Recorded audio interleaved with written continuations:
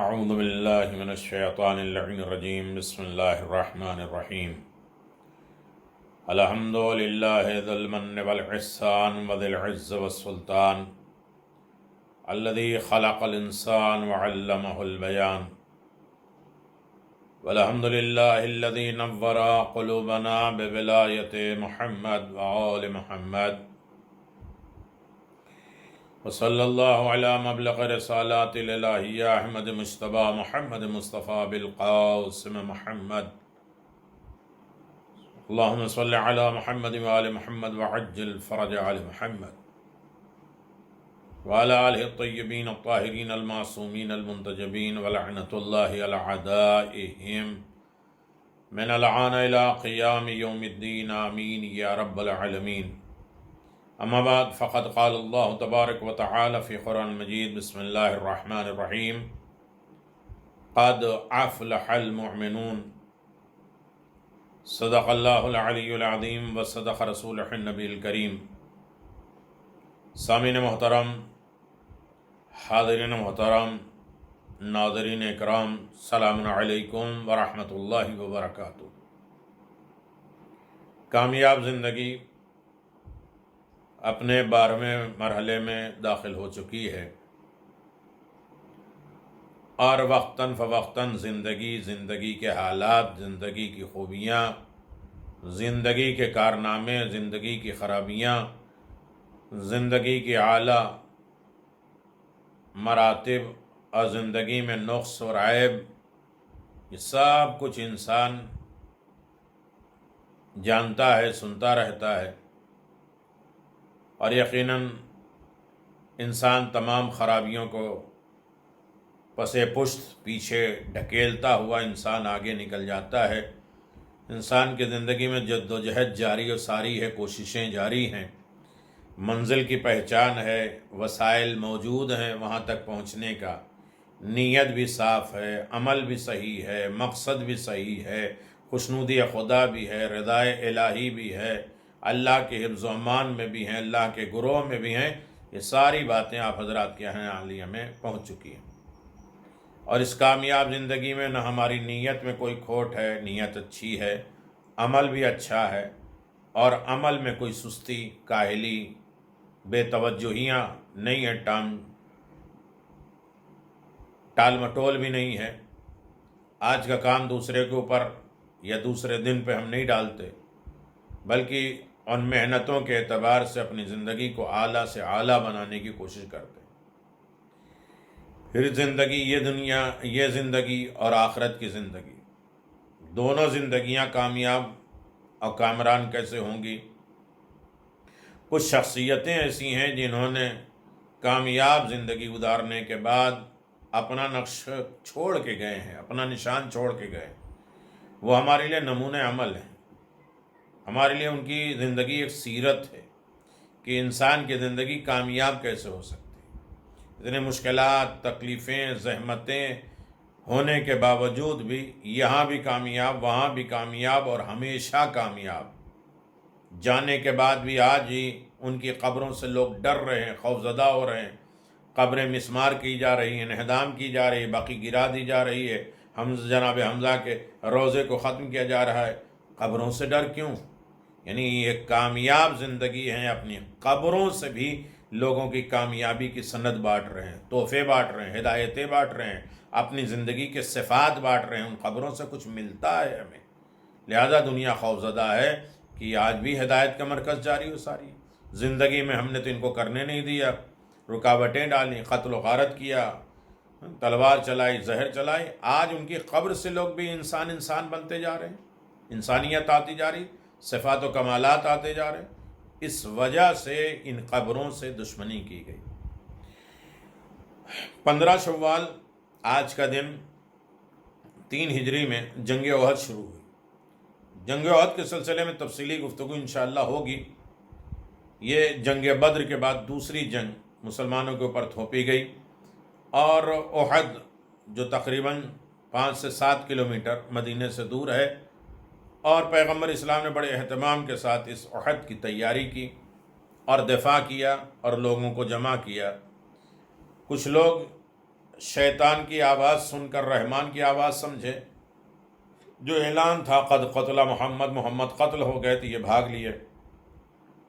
کچھ لوگوں نے شیطان کا مقابلہ کیا کہ تم سب چلے جاؤ لیکن میں مقابلہ کروں گا، اور رسول کی حفاظت بھی کی.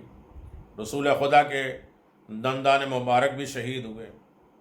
پیغمبر اسلام نے اپنا کافر کا ایک لمحے کا پیغمبر کے اوپر حمایت اور بھروسہ کرتے ہوئے جنگ کرنے والا عبد الملک، اس کو اپنا صحابی بنا لیا، جس نے نہ نماز پڑھی، نہ دعا کی، نہ کوئی اچھائی کار خیر کیا. بس جنگ میں دیکھا کہ اکیلا رہ گیا ہے پیغمبر، ان کا ایک وصی رہ گیا ہے، تو اس کا مطلب یہ ہے کہ حق ہے. کافر کی طرف سے لڑنے آیا تھا لیکن پیغمبر کو حق سمجھ کے جنگ کرا اور شہید ہو گیا. پیغمبر نے فرمایا میرا صحابی، میرا سچا ساتھی کہاں ہے؟ سب نے لاشیں اٹھائے اور لے آئے. پیغمبر نے فرمایا یہ نہیں. زخمی پیغمبر خود گئے اور انہوں نے کہا یہ میرا اچھا اور سچا ساتھی ہے. نہ اس نے نماز پڑھی تھی، نہ روزہ رکھا تھا، نہ حج کیا تھا، کچھ بھی نہیں کیا تھا. ایک لمحے کے لیے پیغمبر کی صداقت کا اس نے اعلان کیا اور پیغمبر کی طرف سے لڑ گیا. تو یہ جنگ احد ہے. جنگ احد میں پیغمبر اسلام صلی اللہ علیہ وسلم کے لیے آیا کہ میرے پیغمبر ناد علی مظہر العجائب تجدہ عونا لک فی النوائب کل ہم و غم سینجلی بولایتک یا علی یا علی یا علی ذکری. پھر اس کے بعد خیبر میں تو وہاں سے بلایا ہی تھا، لیکن ہر جگہ علی کی نصرت. ناد علی، علی کو بلاؤ. وہ مظہر العجائب، عجیب چیزوں کا تھا. لوگ کہتے ہیں علی کی یہ باتیں کہیں سمجھ میں آتی. ایک رکاب میں پیر ڈالتے، دوسرے رکاب میں جو ہے پہنچتے ہوتے قرآن ختم ہو جاتا تھا. علی کے یہ نہیں سمجھ میں آتا 15 شوال کو علی ابن ابی طالب نے مدینے میں سورج پلٹا دیا تھا، اور وہ جگہ موجود ہے مسجد میں مدینہ میں، جس مسجد کو ویران کر دیا، ختم کر دیا، جو مسجد رد الشمس کے نام سے جانی اور پہچانی جاتی تھی. امیر المومنین نے سورج کو پلٹایا. 15 شوال بہت قیمتی دن ہے اور بہت عظیم ترین دن ہے، جس میں شہادت صادق آل محمد امام جعفر صادق علیہ الصلوۃ والسلام 15 شوال یا 25 شوال سن 148 148، جس میں 23 اگست 765 عیسوی غزوہ سلیم سن 2 ہجری میں، 20 اکتوبر 624 عیسوی میں غزوہ بنی قنقاع سن 2 ہجری میں، 28 جنوری 624 رد الشمس. امیر المؤمنین نے مقام فضیق جہاں مدینہ میں ایک جگہ ہے جہاں شراب سرکہ بن گئی تھی، وہاں آپ نے سورج کو پلٹا دیا تھا اور وہ مسجد بھی شہید کر دی گئی. اس کے بعد اسی جنگ احد میں جبریل آئے تھے اور کہا تھا لا فتح الا علی لا سیف الا ذوالفقار. علی ابن ابی طالب کے لیے ذوالفقار آئی. دوسری مناسبت اس اعتبار سے 15 شوال 4-5 مہینے بتا دی. 15 شوال یعنی آج کا دن جناب حمزہ، امیر حمزہ کی شہادت ہے، جن کے لیے پیغمبر اسلام فرماتے ہیں جو حج کرے میری زیارت نہ کرے اس نے مجھ پر جفا کیا، ظلم کیا، اور جو میری زیارت کرے اور میرے چچا حمزہ کی زیارت نہ کرے اس نے ہم پر ظلم کیا. بقی ڈھایا گیا، جنت المالا گرایا گیا، جناب حمزہ کی قبروں کو شہید کیا گیا، مسجدیں ویران کی گئی. جناب حمزہ جن کے جسم کے ساتھ بے حرمتی کی گئی، کلیجہ نکالا گیا، کھانا اور چبانے کی تیاری ہوئی. پیغمبر اسلام نے اپنے ہاتھ سے حنوط، کفن، غسل، نماز جنازہ بھی پڑھی. اہمیت یہ ہے کہ وقت نہیں، میں اپنے موضوع پہ آ رہا ہوں، لیکن آج کی مناسبت میں 2 لفظوں میں گزارش کر دیں کہ پیغمبر اسلام صلی اللہ علیہ وسلم نے 70 تکبیروں کی نماز جناب حمزہ کے لاشے پہ پڑھی. بہن آ رہی ہے صفیہ، تو پیغمبر اسلام نے چادر ڈال دی کہ زخمی بھائی کو بہن نہیں دیکھ پائے گی. یہ پیغمبر کا زمانہ، ایک بہن کو بھائی کا زخم اور خون دیکھنے کے لیے منع کر رہے ہیں کہ بہن برداشت نہیں کر سکی. یا رسول اللہ آپ کی نواسیوں نے کیسے کیسے لاشیں دیکھی. 70 یا 50 تکبیروں کی نماز جنازہ پڑھائی ہے پیغمبر اسلام. جناب شاہ عبد العظیم کی شہادت 15 شوال کو. کل پورے ویڈیو ہو چکی 1 گھنٹے کی. شاہ عبد العظیم کے مقام، رتبے، درجے، ان کے بارے میں رسول خدا کا کہنا، اور پھر ان کی جو ہے وہ عظمت، ان کی زیارت، امام حسین کی زیارت کے برابر ہونا. ان کو زندہ دفن کر دیا گیا یا زہر سے شہید کر دیا گیا یا خود طبعی انتقال کر گئے، یہ سب بحثیں اس میں کی گئی ہیں. تو آپ کے ذہن عالیہ میں یہ ساری چیزیں ہیں. امام جعفر صادق علیہ الصلوۃ والسلام، یہ امتیاز ہے کہ آپ نے سب سے پہلے یونیورسٹی، ابھی امام جعفر صادق علیہ الصلوۃ والسلام کے سلسلے میں جنت البقیع کی 12ویں منزل پہ آپ اسے بھی دیکھا کریں. جنت البقیع 12 حصے، 12ویں منزل، پارٹ 12 تک ہم لوگ پہنچ چکے ہیں. اس میں جناب امام جعفر صادق علیہ الصلوۃ والسلام کے سلسلے میں گفتگو ہوئی ہے. سب سے پہلے یونیورسٹی، 4000 اسٹوڈنٹ کو کھانا پلانا، پڑھانا اور ایک سے ایک بنا دینا. کوئی اپنے زمانے کا امام بن گیا، کوئی یونان بن گیا، کوئی طبیب بن گیا، کوئی ڈاکٹر بن گیا، کوئی انجینئر بن گیا. بہترین دروس کے مالک، تعلیمات. اور آج جو ہمارے پاس فقہ پائی جاتی، مذہب پایا جاتا ہے، مذہب علوی نہیں کہتے، مذہب حسنی نہیں کہتے، مذہب حسینی نہیں کہتے، مذہب باقری نہیں کہتے، مذہب رضوی نہیں کہتے، مذہب فقہ جعفری کہتے ہیں. دوبارہ زندہ کیا، اس میں ساری بحثیں ہیں. امام جعفر صادق علیہ الصلوۃ والسلام نے کتنی قربانیاں، کتنی زحمتیں اٹھائی ہیں. آپ اس کا اندازہ کس طریقے سے لگائیں گے. بات چل رہی تھی کامیاب زندگی، اور کامیاب زندگی کے لیے ہر عالم میں انسان کامیابی کی طرف گامزن رہے، کامیابی سوچے اور کامیابی کی طرف قدم بڑھاتا رہے. اس اعتبار سے ہم کامیابی کے سلسلے میں امام علی ابن ابی طالب علیہ الصلوۃ والسلام کی ایک روایت کو سہارا لیتے ہوئے بات آگے بڑھاتے ہوئے ہیں کہ وہ بھی اپنے مشہور عظیم سیکریٹری، اکیلے غدیر میں جس خیمے میں علی ابن ابی طالب کے ہاتھ پہ بیعت ہو رہی ہے، لوگ آ کے بخن بخن لکا یا ابن ابی طالب، یا ابی طالب کے بیٹے مبارک ہو، اس جگہ بھی سب جناب کمیل تھے، گواہ تھے، رازدار تھے امیر المومنین کے. عظیم ترین تحفے کے طور پہ امیر المومنین نے دعائے کمیل دی.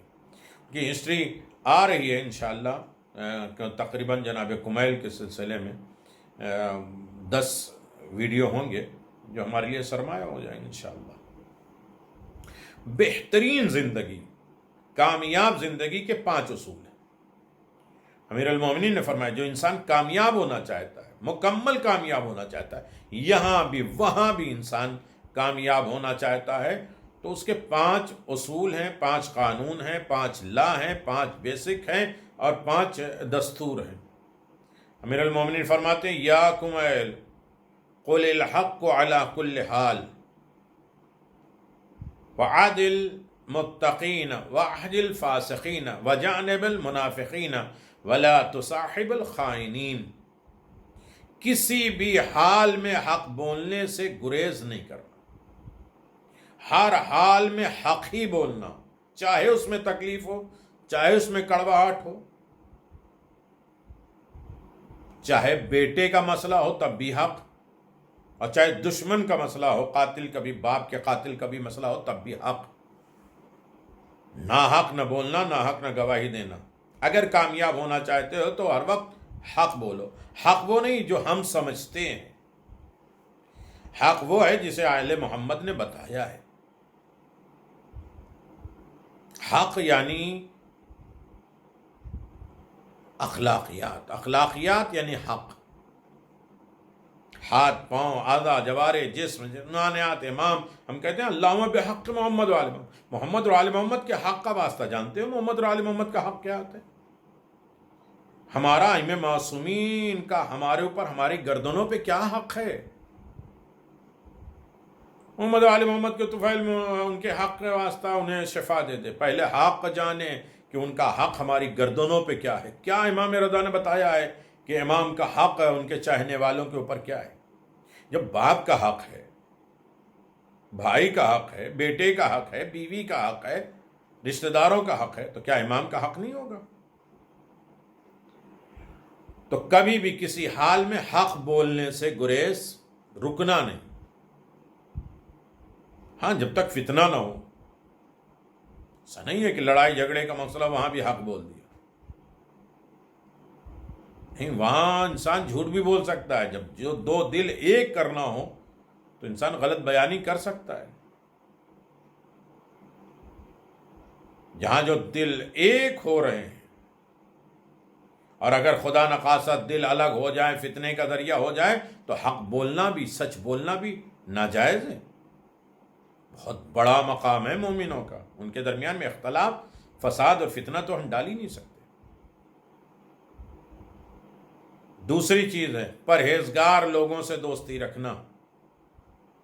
پرہیزگار جو متقی ہوں، پرہیزگار ہوں، خوف خدا رکھنے والے، پورا رمضان متقی اور تقوی آپ سن لیے، اس سے دوستی ہے۔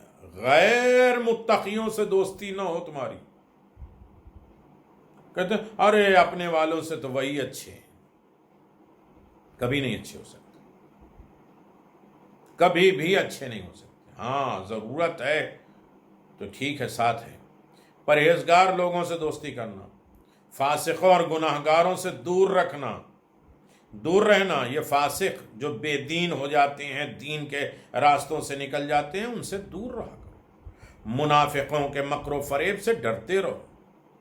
منافق بڑے کمینے ہوتے ہیں، بز میں رہ کر دو رخی، دو زبانی، دو انداز، کبھی ان کے کبھی ان کے، اب ان کی بات ہم تک لا رہے ہیں تو یہ بھی سوچ لو کہ ہماری بھی باتیں وہاں تک پہنچا رہے ہوں گے، اور ہمیں بڑا مزہ آتا ہے ان کی باتیں سن کے کہ اچھا اور کیا کہہ رہے تھے، اچھا اور کیا کہہ رہے تھے۔ تو یہ نہیں سوچنا ہے کہ میری بھی بات، اگر کوئی انسان ادھر کی بات لا کے تمہیں بتا رہا ہے، تم خوش ہو رہے ہو، تو یہ جان لو کہ تمہاری بات بھی وہ پہنچا رہا ہے۔ اللہ اکبر۔ اور خیانت والوں سے دوستی نہیں کرنا۔ اس کی تھوڑے سے دو جملے میں تشریح ہو جائے۔ پہلا اصول ہے کہ ساری زندگی حق کے ساتھ دو، پوری زندگی حق کے ساتھ رہو، حق کے ساتھ مرو، حق کے ساتھ جاؤ۔ جب بازو پکڑ کے ہم کہتے ہیں کہ موت حق ہے اور یہ حق ہے اور وہ حق ہے، حساب و کتاب حق ہے، منکر نکیر حق ہے، اور جنت بھی حق ہے، جہنم بھی حق ہے، ساری چیزیں حق ہیں، تو ہر وقت ہماری نگاہوں میں صرف حق ہونا چاہیے، کیونکہ کہ متقی و پرہیزگار لوگ اللہ کی رضا کے لیے تم سے دوستی رکھیں گے۔ کیا کرنا ہے، خواہ مصیبت کا وقت ہو یا سکون کا وقت ہو، یا تخت پہ ہو بیٹھے ہو یا غریب ہو، خاک پہ بیٹھے ہو، ہر لمحے بولو تو حق ہی بولو، اور حق بات سنو، حق بات سننے کے عادت ڈالو۔ دوسرا اصول، پرہیزگاروں کے ساتھ دوستی رکھو، کیونکہ متقی اور پرہیزگار لوگ اللہ کی رضا کے لیے تم سے دوستی رکھیں گے، اور دشمنی کے مشکل حالات میں کبھی تمہیں تنہا نہیں چھوڑیں گے، اور ان کی دوستی کا فائدہ یہ ہوگا کہ یہ تمہیں گناہ کرنے سے دور رکھیں گے۔ متقی آدمی ہوگا، پرہیزگار ہوگا، تو ہمیں غلطیاں نہیں کرنے دے گا، ہمیں متوجہ کرے گا، ہمیں ٹوکے گا۔ وہ الگ بات ہے کہ ہمیں پسند نہیں ہے کوئی ہمیں ٹوکے اور روکے اور کوئی ہمیں متوجہ کرے، جبکہ دوست وہی ہے جس کے دیکھنے کے ساتھ ہمیں خدا یاد آئے، جو ہمیں شخص سے یقین کی طرف لے کر جائے، جو ہماری ہدایت کرے، ہمارے نقص اور عیب کو ہمارے سامنے بیان کرے، ہمیں متوجہ کرے، ہمیں جہنم سے جنت کی طرف بلانے کے کوشش کرتا رہے۔ یہ ساری چیزیں در اہل بیت ہی سے تو ملیں گے۔ تیسرا اصول، گناہگاروں سے دشمنی رکھو، دوستی نہیں کرنا۔ جو گناہگار ہیں، کہیں ایسا نہ ہو کہ اس کی وجہ سے عذاب نازل نہ ہو جائے۔ آج ہم سنتے ہیں نا جب فون لگاتے ہیں، دیکھیے بیماری سے دور رہو، بیماروں سے نہیں۔ ہمارا کیا ہے، بیماروں سے ہم دور ہیں، بیماری سے دور نہیں ہیں، احتیاط نہیں کر رہے۔ تو یہی تو کردار آل محمد کا تھا، محمد اور آل محمد کا تھا۔ وہ گناہ گاروں کو جھڑکتے نہیں تھے، بھگاتے نہیں تھے گناہ کو۔ ہمارا مسئلہ یہ ہے کہ ہم گناہ گاروں کو دور بھگاتے ہیں، جبکہ گناہ کو سینے سے لگاتے ہیں۔ وہی ہم کام کریں تو ہمیں بڑا اچھا اس سوچ سے میں نے کیا تھا، اور میرا مقصد یہ تھا، میں تو یہ کہنا چاہتا ہوں۔ لیکن وہی کام دوسرا کہیں گے، دیکھا کیا کیا سوچتے ہیں اور کیا کیا کرتے ہیں، کیسے رہتے ہیں، اور ان کا اشارہ دیکھو، ان کی وہ دیکھو۔ تیسرا اصول، گناہ گاروں سے دوستی نہ کرو، کیونکہ وہ تمہیں اور تمہارے خاندان کو بدنام کر دیں گے، گناہ سے آلود کریں گے، گندگی کیچڑ میں، نالیوں میں ڈال دیں گے، اور وہ تمہارے طرف لوگوں کی انگلی اٹھوائیں گے۔ اس لیے اپنے اور اپنے خاندان کی حفاظت کے لیے گناہ گاروں سے دوستی نہیں کرنا، کسی عالم میں نہیں کرنا۔ چوتھا اصول، حضرت علی ابن ابی طالب علیہ الصلوۃ والسلام نے فاسقین سے دوری اختیار کرنے کا حکم دیا ہے۔ فاسق جو دین سے، میں نے مثال دیا تھا کھجور سے جو گٹھلی نکل جاتی اسے فسق کہتے ہیں۔ امیر المؤمنین نے اپنے سامنے آنے والے دشمن سے کہا، فمن کان مؤمنا کمن کان فاسقا لا یسکن، اسکت یا فاسق، اے فاسق خاموش ہو جا۔ کیا ایمان اور فاسق برابر ہو سکتے ہیں؟ بغض علی رکھنے والا، بے دین، دین کا مذاق اڑانے والا، نماز کو ہلکا سمجھنے والا، یہ سب کیا ہے؟ فاسق ہیں۔ ان کے ساتھ دوستی نہیں کرو، ان سے دوری اختیار بنائے رہو۔ منافقین سے ہوشیار رہنے کے لیے کہا ہے، یہ اس وجہ سے کہ منافقین پر معاشرے میں پائے جانے والے انہی معاشرے سے جدا کرنا مشکل ہے، لہذا ان کے مکر و فریب اور ہیلے سے ہوشیار رہنا چاہیے۔ منافقین معلوم نہیں ہوتا، کلم کلت ہوتے نہیں، ان کے دل الگ ہوتے، زبان الگ ہوتی، عمل الگ ہوتا، سب کچھ الگ ہوتا، تو ان کے ہم سوسائٹی سے نکال تو نہیں سکتے، بھگا تو نہیں سکتے، لیکن ان کے ہیلا، مکر و فریب سے تو بچ سکتے ہیں۔ نہیں معلوم، کلم کلا کوئی دشمن ہو، غلط کار ہو، تو چلو ہم ٹھیک ہے اس کے خلاف ایکشن لے لیں گے، لیکن منافق ہے، معلوم ہی نہیں ہوتا، کبھی ادھر کبھی ادھر، کبھی یہ کبھی وہ، کبھی مسکراتا ہوا بات کرتا ہے۔ کہتے ہیں نا قرآن مجید میں کتنی مثالیں دی کہ ہم تو مومنوں کے ساتھ جاتے ہیں، ہم تو تمہارے ساتھ رہتے ہیں، ہم تمہارے ساتھ ہیں، ان کے ساتھ جا کے مذاق کرتے ہیں اور یہ کرتے ہیں وہ کرتے ہیں۔ پورا سورہ منافقون نازل ہو گیا، ان کی صفت ہے۔ تو اسے کسی عالم میں انسان اپنے سے دور نہیں کر سکتا، تو کم از کم ان کے مکر و فریب، دھوکے سے اپنے آپ کو بچائے، ہوشیار رہے۔ پانچویں چیز، مولا کائنات جناب کمیل ابن زیاد سے کہتے ہیں کہ خیانت کرنے والے شخص سے دوستی اور رفاقت نہ کرو، وہ دوستی کے لائق نہیں ہے، ساتھ بننے کے لائق نہیں ہے۔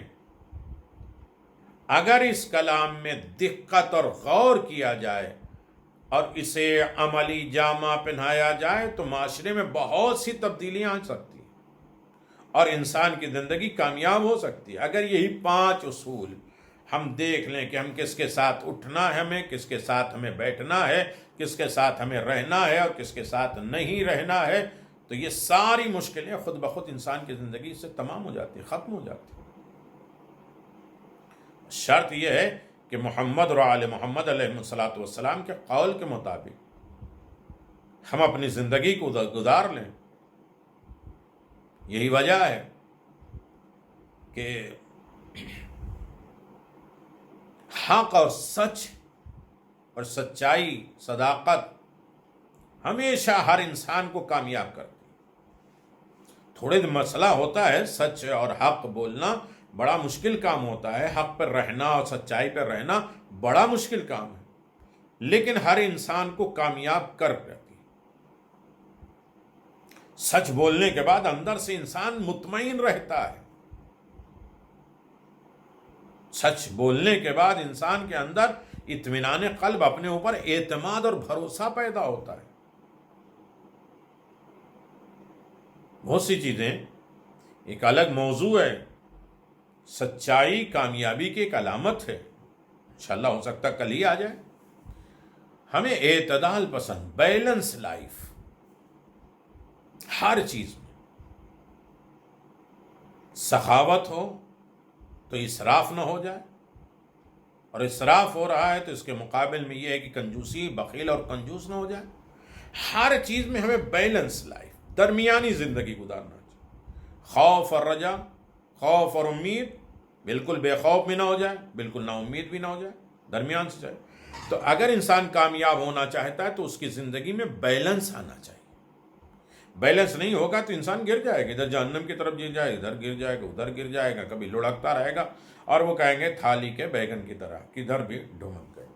لیکن اگر بیلنس لائف ہوگی تو انسان اپنے زندگی کو، اپنے پاؤں کو، اپنے قدم کو سنبھال کر چلے گا اور صحیح منزل پہ چلے گا.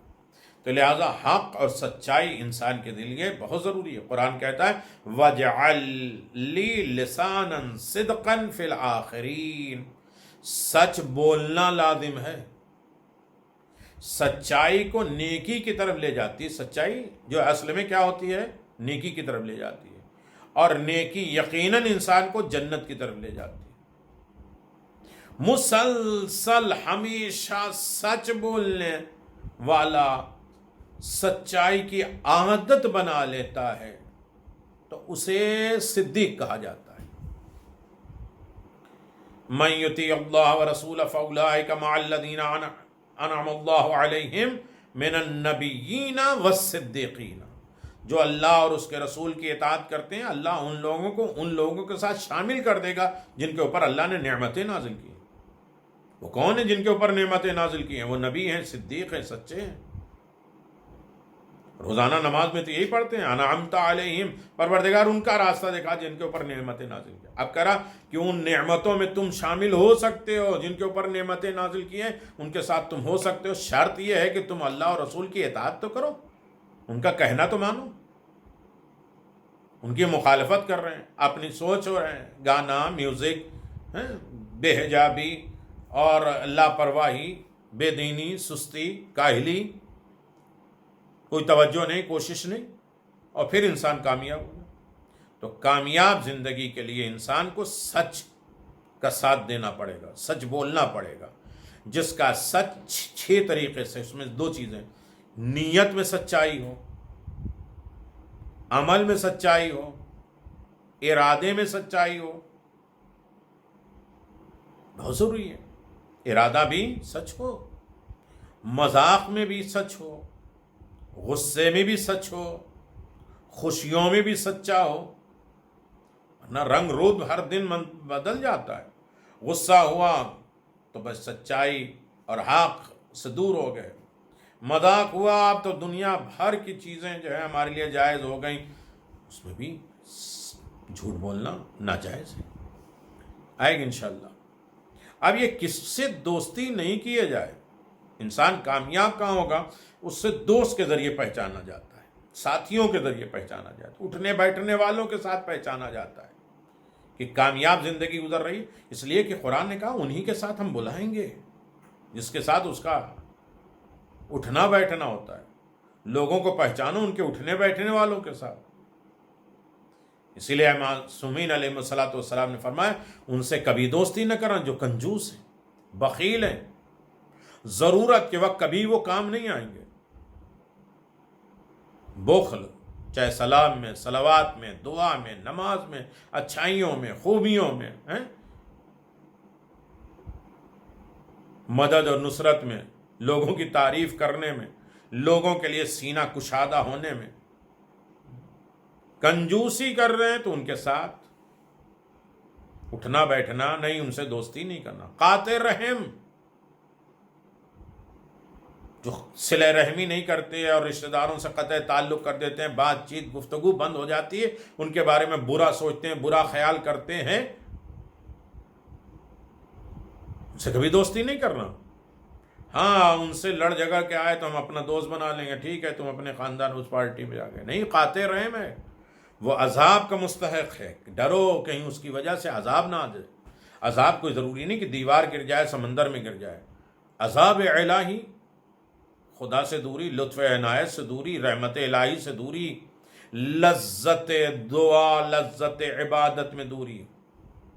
10 گھنٹہ کہہ کے بات کرا لیجئے, ہمیں بات کرنے میں کوئی تھکاوٹ نہیں ہوتی.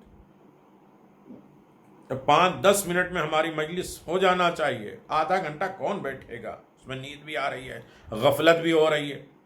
کیوں؟ ذکر الہی میں لذت نہیں ہو تو ڈرو, خوف زدہ ہو. اللہ نے جناب یعقوب سے کہا تھا کہ میں نے یوسف کے بھائیوں کے اوپر عذاب نازل کر دیا. کہا یہ کیسا عذاب ہے کہ وہ اٹے کٹے چل رہے ہیں, سکون سے چل رہے ہیں؟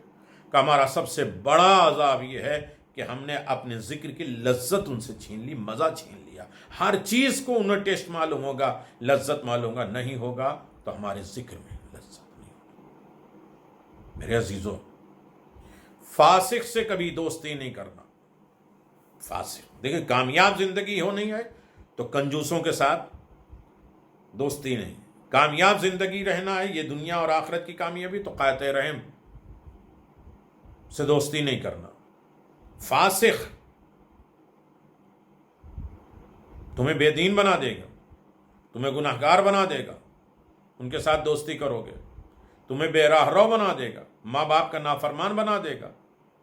ماں باپ کہتے ہیں نا, کس کے ساتھ آج کل اٹھنا بیٹھنا ہو رہا ہے. ظالم سے دوستی نہیں کرو, یہ عذاب کا مستحق ہے.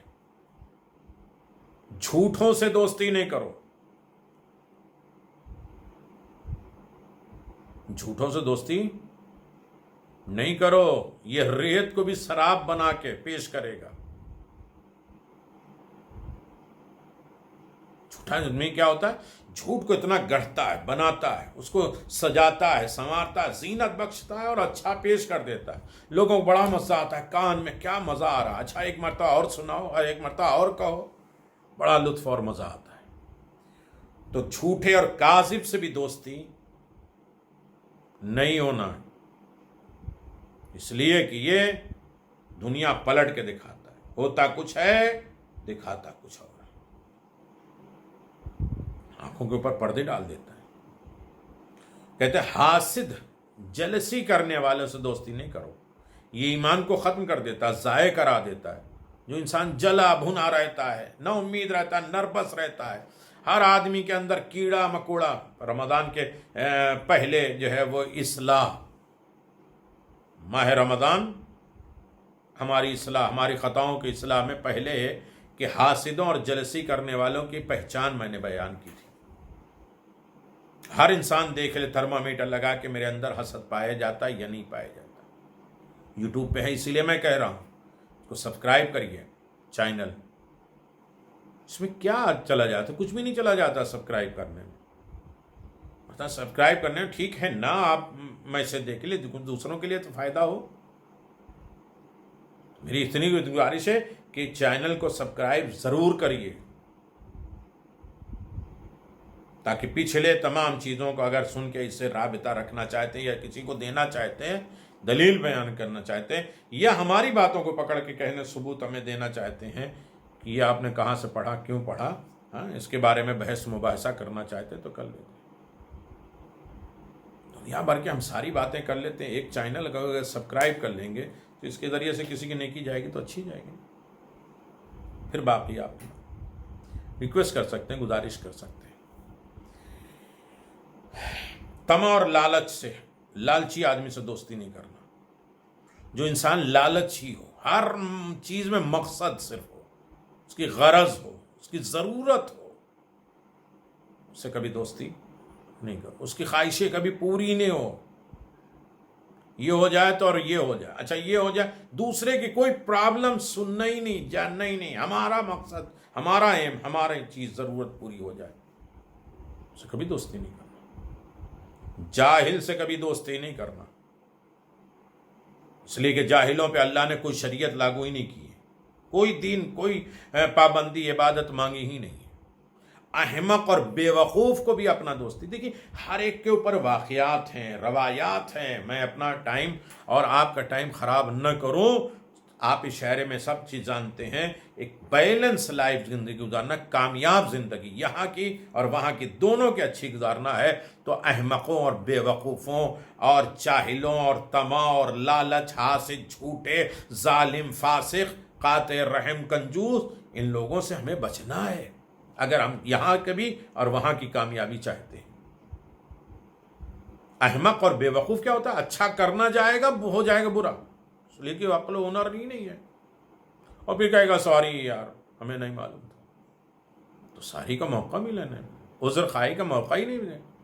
احمق اور بے وقوف یہی ہوتا ہے انسان جس کے پاس کوئی عقل و ہنر نہیں ہوتا ہے. تو کامیاب زندگی یہی ہے کہ جو آل محمد نے ہمیں سکھائی ہے، بتائی ہے. اور جب ہماری زندگی کامیاب ہوگی تو ہم کامیاب انسان بنیں گے، اور کامیاب انسان بنیں گے تو یہاں بھی کامیاب اور آخرت میں بھی کامیاب. خداوند عالم کی بارگاہ سے دعا ہے کہ رب کائنات ہمیں اچھی زندگی گزارنے کے لیے، تھوڑی خشک باتیں ہو رہی ہیں لیکن ایک منزل کی طرف جا رہی ہے، ایک زینے کی طرف جا رہی ہے. آہستہ آہستہ جو ہے وہ ہم انشاءاللہ اس کمال تک پہنچنے کے لائق بن جائیں گے. اللہ سے یہی دعا ہے کہ ہمیں سچ بولنے، سچ سننے کی عادت ڈال لیں اور توفیق دے دیں کہ ہر وقت ہم اسی کے چاہنے والے ہوں. امام کی شہادت کے سلسلے میں اسی سے پہلے 2 مجلسیں ہو چکی ہیں، انشاءاللہ یوٹیوب پہ آ جائیں گے، اسے آپ سن لیجئے گا، سماعت فرمائیے گا. اور صرف شہادت نہیں ہے، تعلیمات امام جعفر صادق ہے، حسن سلوک امام جعفر صادق ہے، نصرت امام جعفر صادق ہے، صبر امام جعفر صادق ہے، علم و کمال امام جعفر صادق علیہ السلام ہے. اگر گران نہ گزرے تو ایک جملہ میں آپ کے خدمت میں گزارش کروں، بڑی اچھی بات، اور جس کے لیے ہر عالم میں انسان کو تیار ہونا چاہیے. ایک درویش سے، ہو سکتا ہے سب بھول جائیں تو یہ یاد رکھیے گا، ایک درویش سے، ایک بڑے بزرگ سے کسی نے پوچھا شعور اور شور میں کیا فرق ہے؟ شعور یعنی عقل مندی، شعور یعنی ہوشیاری. شعور اور شور میں کیا فرق ہے؟ درویش نے، بزرگ آدمی نے کہا کہ صرف عین کا فرق ہے. عین. کہا وہ کیسے؟ سائل نے پوچھا وہ کیسے؟ کہا عین سے مراد جو ہے عین، عین، عین سے مراد علم، عمل، عقل، یہ عین سے مراد. جب علم، عمل اور عقل کسی چیز سے نکال دیا جائے تو صرف شور رہے گا، شعور نہیں رہے گا. اگر مجلسوں میں، محفلوں میں، اچھائیوں میں، خوبیوں میں علم، عمل اور عقل کی باتیں نہیں ہیں تو صرف شور ہے، اور اسی شور میں سب کا دل لگتا ہے. کبھی مجلسوں اور ممبروں اور مصائب اور مرثیہ اور سلام میں علم اور عمل اور عقل کی باتیں ہوتی ہیں تو انسان اس میں جو ہے وہ تھک جاتا ہے، اوب جاتا ہے، کروٹیں بدلتا ہے، ہو جاتا ہے، نیند آتی ہے، بے توجہیاں بڑھ جاتی ہیں. تو صرف شور رہ جاتا ہے، شعور نہیں رہ جاتے. خداوند عالم ہم سب کو شعور عنایت فرمائے، علم، عمل اور عقل کے ذریعے ہر منزل پہ کامیاب و کامران بنائے. وآخر دعوانا ان الحمدللہ رب العالمین. آخر میں امام جعفر صادق علیہ السلام فرماتے ہیں جو ہمیں یاد کرے یا ہمارا ذکر کرے یا ہمارا ذکر لوگوں کا سنائے، اگر مچھر کے پر کے برابر بھی ہمارے مصائب اور آلام میں اس کی آنکھوں میں آنسو آ جاتے ہیں تو اللہ اس کے سارے گناہ معاف کر دیتا ہے. اس واقعے میں امام زمان سے بھی مجتہد نے پوچھا تھا تو انہیں گھوڑا اور بادشاہ کے واقعات کے طرف یقین دلا کے اور اس کے بعد غائب ہو جائے گا. خدا ہم سب کو دین کی حمایت اور دین کا ناصر و مددگار قرار دے. وآخر دعوانا الحمدللہ رب العالمین.